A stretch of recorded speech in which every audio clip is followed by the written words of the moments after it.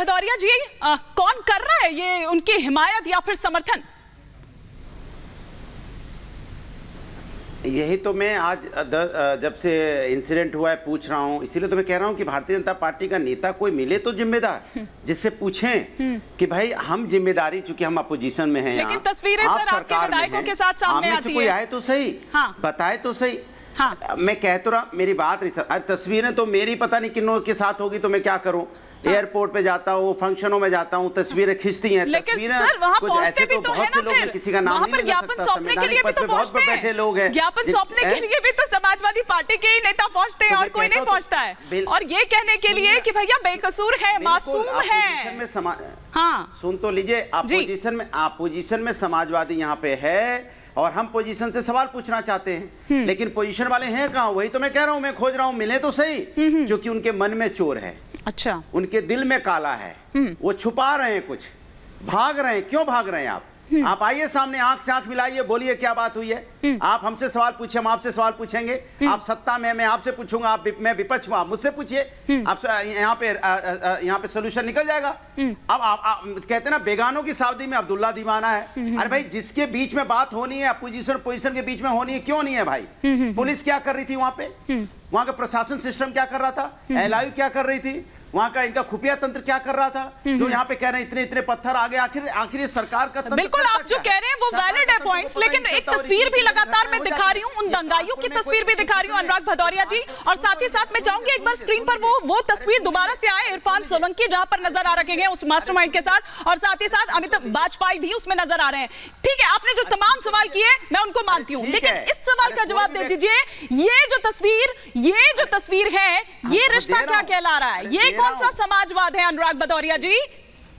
ये रिश्ता ये कहलाता है, ये रिश्ता ये कहलाता है, जैसे मैं आपके साथ, या बहुत लोग आपके यहाँ डिबेट करने आते हैं। अच्छा, हमारे साथी भी बहुत लोग होते हैं, हमारे बहुत कार्यकर्ता हमारे साथी हैं। कल वो कोई बदमाशी करते तो इसका मतलब थोड़ी कि हम उसके साथ इन्वॉल्व हैं। ये क्या बात हुई? और वो ज्ञापन सौंपने के लिए जाते हैं और कहते हैं कि बेकसूरों को ना फंसाया जाए, वो कौन सा रिश्ता था? मैं जाता हूँ तो करोड़ों लोग हमारे साथ होते हैं। कल वो सुन तो लीजिए, कल वो अगर किसी इंसिडेंट में इन्वॉल्व होता है, कल वो कोई घटना करता है, तो इसका मतलब नहीं है कि हम उस घटना के साथ है, वो कोर्ट प्रूफ करेगा। अच्छा, वो यहाँ पे किसी लिए न्यायपालिका होती है, न्यायपालिका प्रूफ करेगा कि समाजवादी का इन्वॉल्वमेंट है कि नहीं है। आप कैसे हल्ला मचाने लगते हैं? देखिए फोटो है, देखिए निजाम कुरैशी को तो जानते हैं ना आप पहले, हालांकि आप कह चुके हैं कि भैया उनको हम निकाल चुके हैं, लेकिन उन्हीं निजाम कुरैशी, जिया जी कुछ कहना चाह रही है, लेकिन उन्हीं निजाम कुरैशी के नाम से बाकायदा एक व्हाट्सएप ग्रुप जो है वो तैयार किया गया था और भड़काऊ बातें उसमें लगातार की जा रही थी। जी जिया मंत्री कुछ कहना चाह रही है। सबसे पहले जो दंगे की वजह है, वो वजह क्या है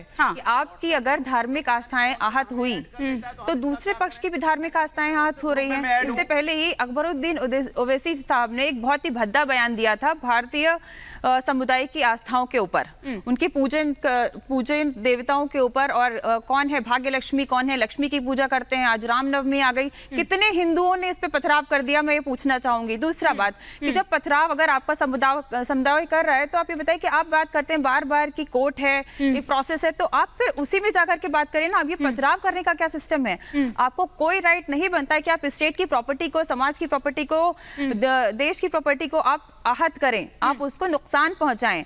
और हमेशा, चाहे कश्मीर से लेकर के, कानपुर से लेकर के और दिल्ली दंगे हो, हमेशा शुक्रवार और बृहस्पतिवार को, मतलब जुमे और जुमेरात को हमेशा ऐसे दंगे होते आए हैं। तो इस बात पे सवाल मैं करना चाहूंगी जो यहाँ पे बैठे हुए हैं प्रवक्ता समुदाय से, कि भाई आप ऐसा क्या होता है मस्जिद के अंदर? हाजिर खान जी, संविधान की बात यहाँ पर जिया मंजरी जी कर रही हैं कि उसी संविधान की दुहाई एक पल के लिए दी जाती है और वहीं दूसरे हाथ उसी संविधान की धज्जियां उड़ाई जाती है। ऐसा क्यों हाजिर खान साहब? देखिए एक और बात मैं बोलना चाहूंगी, धज्जियां ना तो मुसलमान ने कभी 70 साल में उड़ाई, इस बात की तारीख और शायद हर गवाह है पूरी दुनिया में कि बाबरी मस्जिद के 6 दिसंबर के मामले में हिंदुस्तान के सुप्रीम कोर्ट की धज्जियां उड़ाई गई, सबरीमाला में धज्जी उड़ाई गई। हमारे खिलाफ सबूत हमारे पास 450 साल पुरानी मस्जिद, हमारे पास सारे डॉक्यूमेंट। उसके बाद अगर सुप्रीम कोर्ट ने फैसला दे दिया, हमने मान लिया। हमने कहाँ मुखालफत की?